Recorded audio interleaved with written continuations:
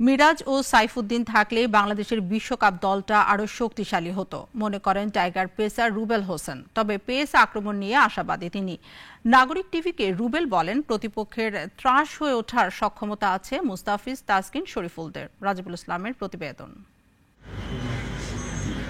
বিশ্বকাপ খেলতে নামছে বাংলাদেশ, কিন্তু দলে নেই দেশের ওপেনার তামিম ইকবাল। 15 জনের স্কোয়াডে নেই মেহেদী মিরাজ ও ইনজুরি থেকে দারুণভাবে ফেরা পেসার সাইফুদ্দিন। রিজার্ভের তালিকাতেও তাদের নাম নেই। 3 টাইগারের আক্ষেপে পুড়ছে কোটি ভক্ত। মিরাজ আর সাইফুদ্দিনের শূন্যতা পূরণ করবেন শেখ মেহেদী ও তানজিম সাকিব, কিন্তু অভিজ্ঞতার শূন্যতা কি পূরণ হবে আদৌ?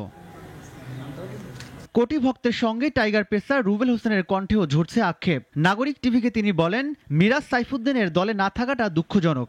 মিরাজ সাইফুদ্দিন দুইজনই সিনিয়র ক্রিকেটার, অনেক দিন ধরে ক্রিকেট খেলছে এবং অনেক এক্সপেরিয়েন্স তাদের।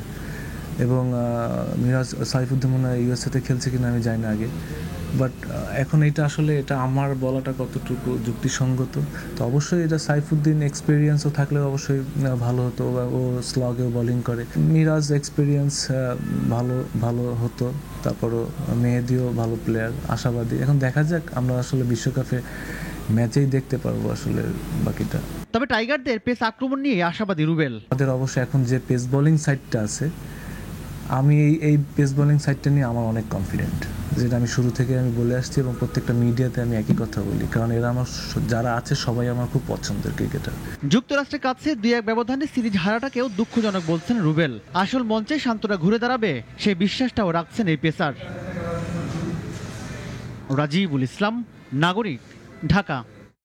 ওয়ালটন এয়ার কন্ডিশনার এক্সচেঞ্জ অফারে স্প্লিট এসিতে 23,000 টাকা পর্যন্ত নিশ্চিত ছাড়।